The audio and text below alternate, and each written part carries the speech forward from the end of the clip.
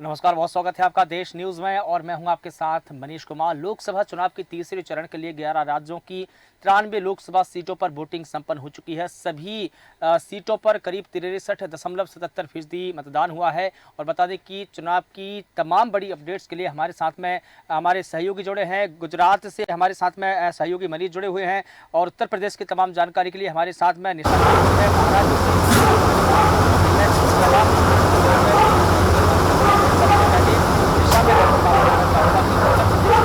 क्या बन रहा है दिन भर की वोटिंग कैसी हुई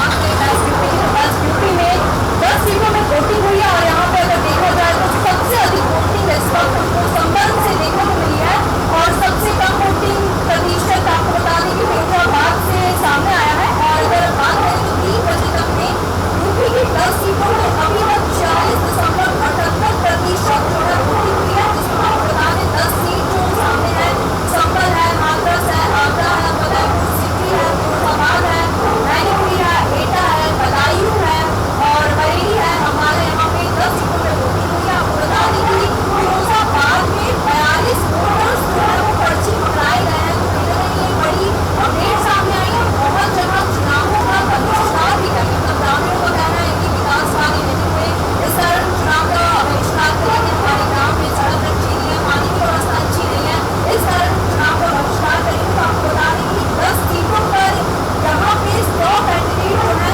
वो सामने है, जिसमें जो 8 महिला प्रत्याशी यहाँ पे हम देख सकते हैं। अगर हम बात करें तो आपको बता दें कि बरेली में अगर हम बरेली की बात करें तो बरेली में 45.96% मतदान था। और अगर बात करें बरेली की तो बरेली से 9 प्रत्याशी जो है वो मैदान में है। इसमें भाजपा का पर्चा खारिज हो चुका है बरेली से, तो बीजेपी और सपा में इस वक्त जंग देखी जा सकती है कि बरेली से बात करें तो बीजेपी से विधायक चंद्रपाल बदरावत को चुनाव मैदान में खड़ा किया गया है। और बात करें सपा से तो पूर्व सांसद प्रवीण चौहान को खड़ा किया गया है। तो इस वक्त बरेली में देखा जाए तो क्योंकि बसपा का जो पर्चा खारिज हो चुका है, तो जो जंग है सीधी सी बात है कि भाजपा और जो सपा के बीच देखने को मिल रही है। और बात करें फतेहपुर की तो फतेहपुर में 46.8% मतदान हुआ है। इसमें भी आपको बता दें 9 प्रत्याशी जो है इस वक्त सामने है। और ग्रामीणों ने यहाँ पे बहुत सारे ग्रामीणों ने चुनाव का बहिष्कार किया है। ऐसी बहुत सारी जगह में ऐसी अपडेट और खबरें सामने आई है कि पुलिस ने लाठीचार्ज किए हैं, फर्जी जो वोटर्स है उनको पकड़ा है। तो तमाम अपडेट जो है वो सामने आ रही है। तो बात करें आगरा की तो आगरा में वोटिंग प्रतिशत 43.67 है और जहाँ पे आपको बता दें कि 11 प्रत्याशी जो है मैदान में उतारे गए हैं। फिरोजाबाद की बात करें तो 47.87% वोटिंग हुई है। 3 बजे तक का हम आपको पूरा रिपोर्ट बता रहे हैं। यहाँ से 3 प्रत्याशियों को मैदान में उतारा गया है। बात करें हाथरस की तो हाथरस में हरीश आपको बता दूं 44.6% जो है वोटिंग हुई है। इसमें जो 10 प्रत्याशी हैं वो मैदान में हुए। और आपको बता दूं हाथरस में भी बहुत सारे ग्रामीणों ने चुनाव का बहिष्कार किया है। तो कहीं ना कहीं मतदाताओं की तरफ रुझान देखने को मिला है। चुनाव को लेकर कोई मतदाताओं ऐसे बहुत से मतदाता चुनाव का बहिष्कार की अगर बात करें मनीष जी हाथरस की तो हाथरस में 40.6% वोटिंग की है। इसमें 10 प्रत्याशी मैदान में है और मैनपुरी में 45.10% वोटिंग हुई है। 3 प्रत्याशी मैदान में। बात करें बीजेपी से कैबिनेट मंत्री जो है जयपुर सिंह इस वक्त मैनपुरी से है। बसपा से शिव प्रसाद और सपा से डिम्पल यादव को हमने देखा है मनीष जी कि डिम्पल यादव अपनी जनसभाएं लगातार कर रही है, साधने का प्रयास कर रही है। बिल्कुल ठीक है। अच्छा, आपने तमाम तथ्यों का यहाँ पर आंकड़ा बताया है और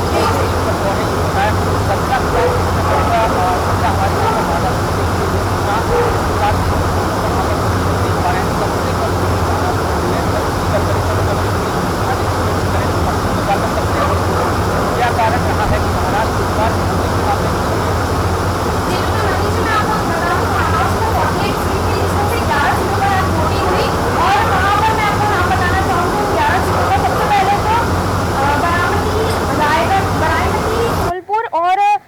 लातूर जैसी ऐसी जगहों पे बहुत ही कम वोटिंग हुई है। और सबसे ज्यादा वोटिंग प्रतिशत मैं आपको बता दूं, यहाँ सबसे कम हुई है मादा में 4.99%। यहाँ सबसे कम मात्रा में यहाँ वोटिंग हुई है, और अधिक मात्रा में सबसे ज्यादा वोटिंग हुई है यहाँ पे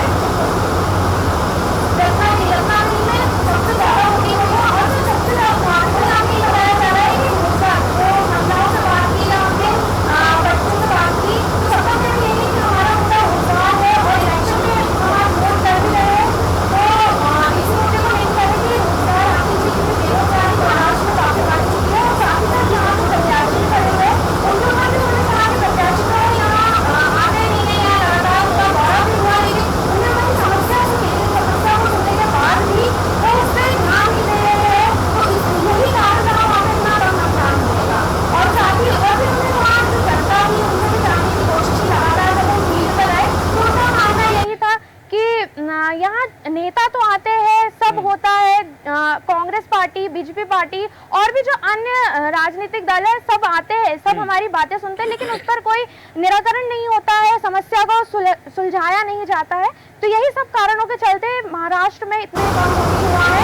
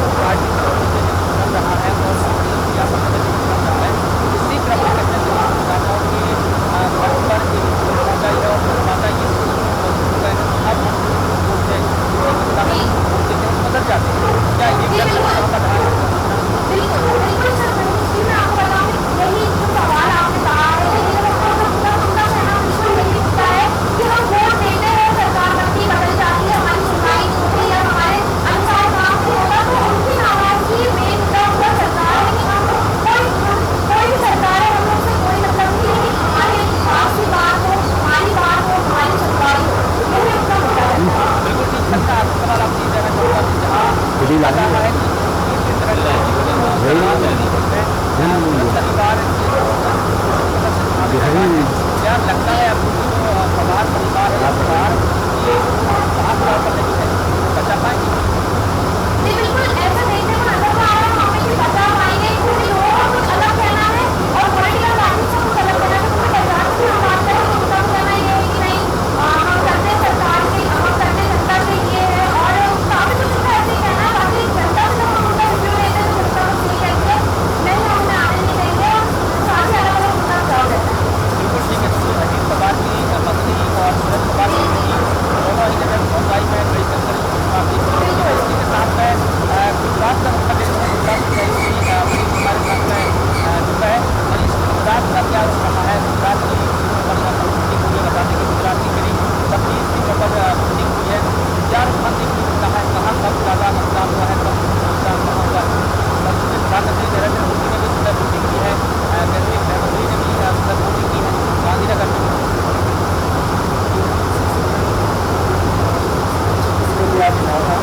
जो चुनाव अभी 3 बजे तक का जो रिजल्ट 7.3 इसके बाद की अगर हम बात कर लें तो जो गुजरात का चुनाव है जहाँ 4 करोड़ 4.5 के आसपास का मतदान है, उसमें 2.5 तक वोट पड़े हैं 3:30 बजे तक के आसपास से। लेकिन उसके बाद का जो रुझान है वो हमें अपडेट मिल पाई है। उसके बाद भी हमने देखा है कि जिस तरह से लोग आ रहे हैं। मनीष जी आपने अभी जो मतदान बताया है तो लेकिन अभी मैं अगर आपने कहा है 5 बजे तक की या 6 बजे तक की तो अभी वहाँ पर 55.5 पिछले चुनाव की अगर तुलना यहाँ करें कम ही मतदान देखने को मिला। हर एक स्टेट का कम ही मतदान देखने को मिल रहा है।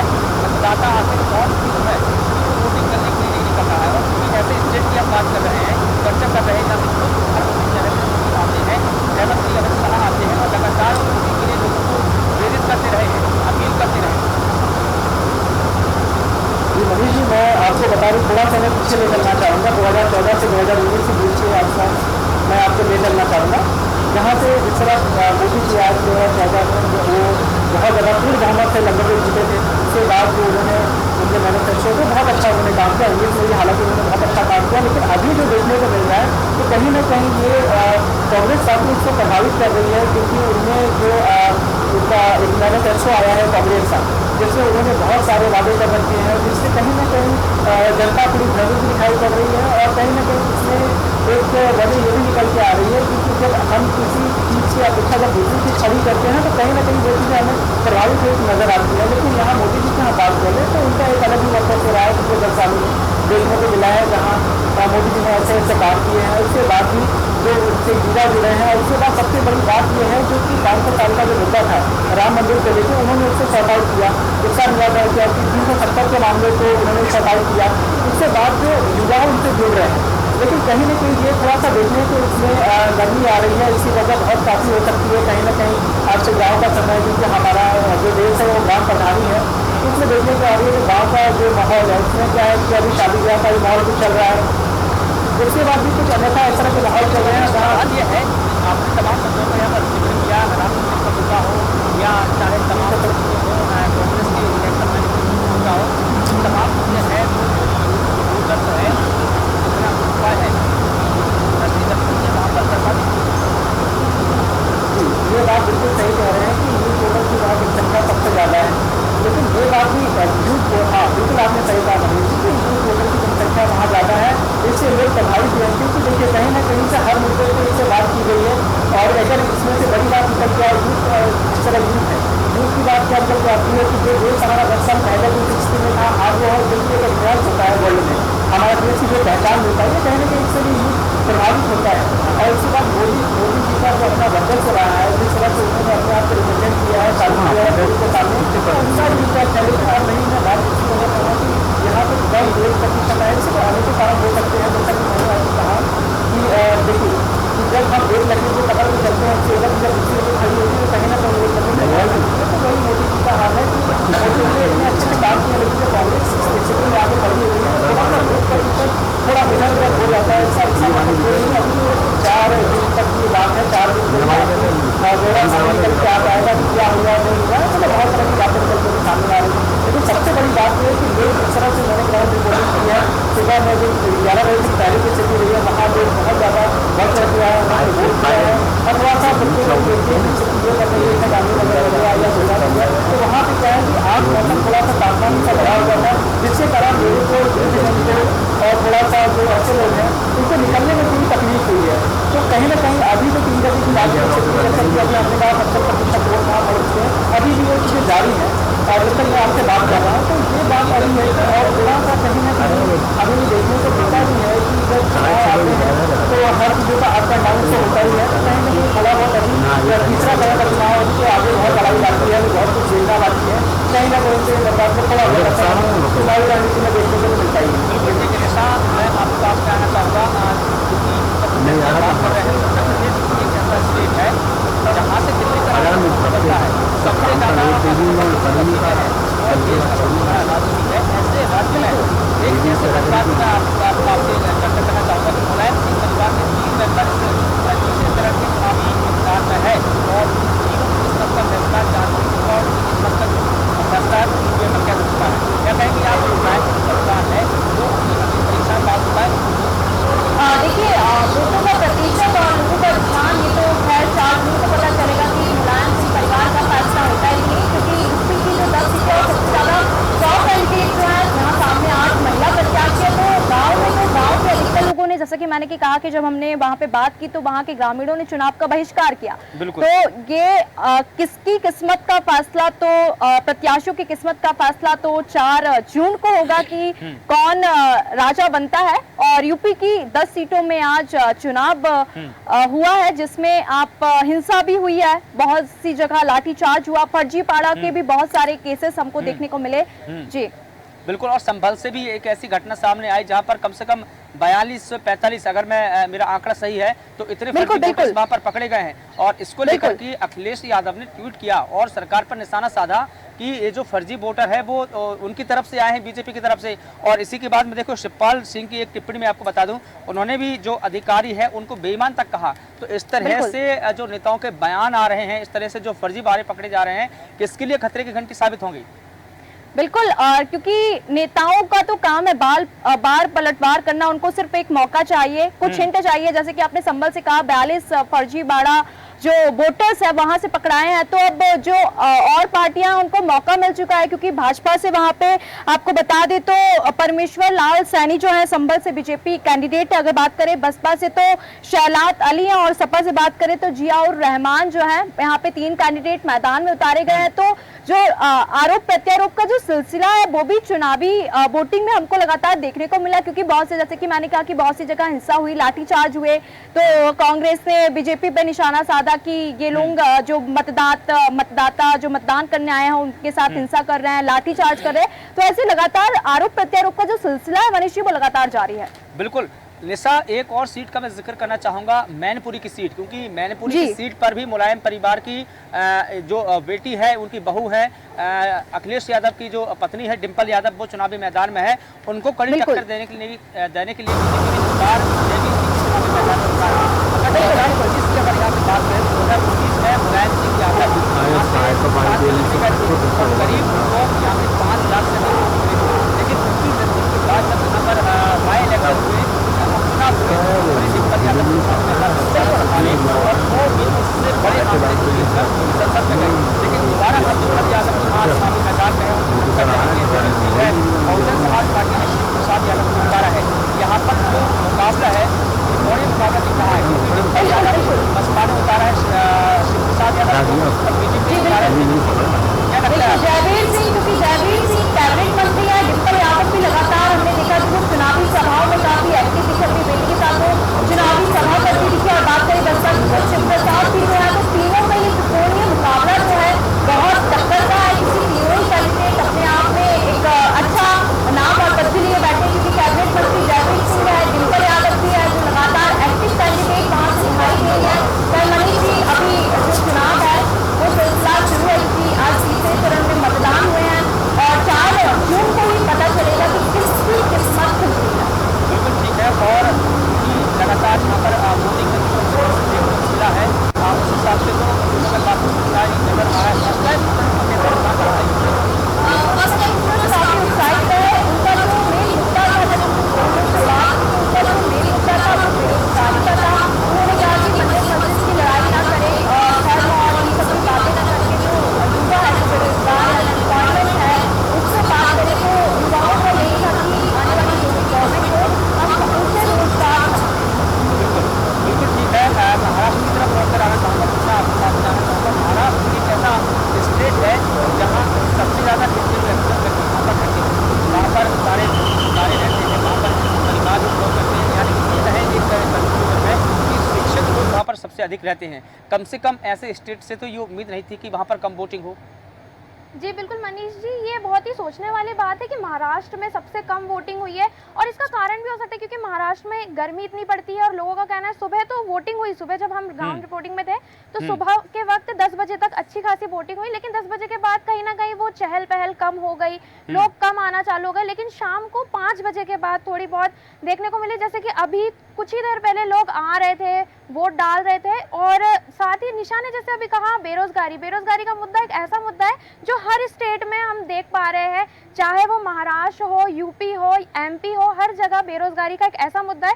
युवा आज सिर्फ इसी की बात करते हैं, जो फर्स्ट टाइम वोटर है, जब उनसे भी बात की हमने तो उनका भी कहना यही है कि बेरोजगारी की बात की जाए, ये सब तो ठीक है, और बाकी जो योजना का लाभ है, वहाँ इतनी बड़ी सिटी है तो वहाँ योजना का लाभ जो छोटी बस्तियाँ हैं वहाँ तो मिलता है, लेकिन फिर भी कहीं ना कहीं जो ऐसी बस्ती है जहाँ उनको पता ही नहीं है कि कुछ ऐसी योजना है। उन्हें तो पता है कि हाँ मोदी सरकार है, मोदी जी है, उसके अलावा भी कुछ सरकार पता है, लेकिन जब उनसे हम नाम पूछते तो वो बता भी नहीं पाते हैं। तो ठीक है, ये जब दौरा होता है वो देखते हैं, प्रचार प्रसार होता है तो इनसे लोग जानते हैं, लेकिन उनके कामों से उन्हें बिल्कुल नहीं पता कि क्या काम सरकार कर रही है और क्या कुछ हो रहा है। बिल्कुल ठीक है, मैं एक और सीट का यहाँ पर जिक्र करना चाहूँगा संजना। उस सीट का नाम है बारामती लोकसभा सीट, क्योंकि यहाँ से जो 2 दिग्गज मैदान में है वो पवार परिवार से तो है, लेकिन वो ननद भौजाई भी है। एक तरफ सुप्रिया सुले मैदान में है तो दूसरी तरफ सुनेत्रा पवार मैदान में है। देखिए ये जो सीट है, यहाँ जब एनसीपी में दो-फाड़ नहीं हुआ था, उससे पहले इस सीट पर ऐसा इमोशनल देखने को नहीं मिला। लेकिन जब दो-फाड़ इस सीट पर हुए, पवार परिवार में हुए, एनसीपी में हुए, तो दोनों ही पार्टियों ने इमोशनल तौर पर यहाँ पर इमोशनल कार्ड खिला और इमोशनल कार्ड के जरिए वोट मांग रहे हैं। क्या लगता है आपको जी। कि इमोशनल कार्ड जो खिला जा रहा है इस सीट पर, वो किसकी ओर अधिक रहेगा? जी बिल्कुल मनीष जी, जैसे कि आप कह रहे हैं, अजीत पवार आज सुबह ही वो अपने परिवार के साथ वोट डालने आए थे, तब उन्हें जनता को काफी प्रेरित किया। उन्हें कहा कि आप अधिक से अधिक मतदान करें, और मतलब एक जो फैमिली आती है, तो फैमिली के साथ आप देख ही सकते हैं कि अलग ही उनका एक पॉलिटिशियन फैमिली पहली बात तो जनता उनकी तरफ आकर्षित होती है। और जब वो उन्हें कहेंगे तो जनता मतलब स्वाभाविक सी बात है कि जनता तो उनकी बात सुनेगी और समझेगी, और कहीं ना कहीं उन्होंने उस चीज का फायदा भी उठाया है और जनता के बीच इस मुद्दे को लाए भी है।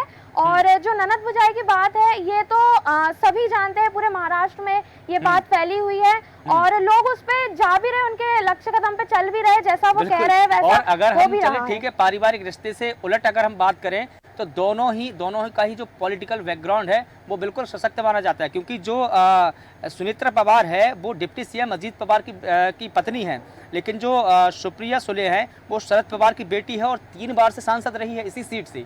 यानी कि दोनों तरफ दिग्गजों की बात है। मनीष जी, मैं आपकी आवाज नहीं सुन पा रही हूँ।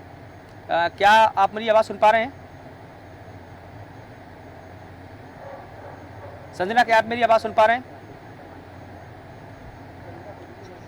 लगता है तकनीकी समस्या के चलते हमारा संपर्क नहीं बन पा रहा। संजना, क्या आप मेरी आवाज सुन पा रहे हैं? जी बिल्कुल मनीष जी, मैं आपकी आवाज अब सुन पा रही हूँ। ठीक, मैं संजना ये जानना चाह रहा था कि अगर हम पारिवारिक दृष्टि से उलट देखें तो दोनों ही परिवार की जो दोनों नेत्रियां हैं वो दिग्गज है। क्योंकि एक तरफ डिप्टी सीएम अजीत पवार की पत्नी है तो दूसरी तरफ शरद पवार की बेटी है। शरद पवार की बेटी सुप्रिया सुले 3 दफा की वहां सांसद रही है और दोनों में जो लड़ाई है वो परिवार के उलट अपनी साख की लड़ाई भी है। जी बिल्कुल, आप बिल्कुल सही कह रहे हैं, ये लड़ाई तो काफी देखने वाली है। और अभी ये तीसरे चरण में उनका मतदान हुआ है 4 जून को, तो इस बारे में पता ही चलेगा।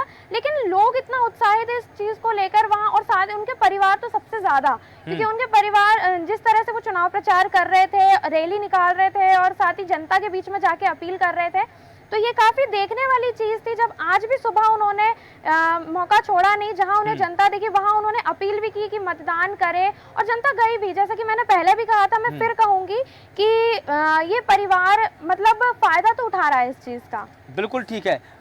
मनीष मैं आपके पास में आना चाहूँगा। मनीष, चूंकि गुजरात की हम जहाँ की बात कर रहे हैं, ये गुजरात एकमात्र एक ऐसा स्टेट है जिसे बीजेपी की प्रयोगशाला भी कहा जाता है। बीजेपी का प्रयोग न सिर्फ लोकसभा चुनाव में चलता है बल्कि विधानसभा चुनाव में भी चलता है। कई विधानसभा चुनावों का आंकड़ा अगर हम देखें तो यहाँ बीजेपी ने कांग्रेस को 1 सीट भी नहीं दी है। और अब चूंकि लोकसभा चुनाव है तो बीजेपी की जो प्रयोगशाला है, कितना प्रयोग सफल रहेगा?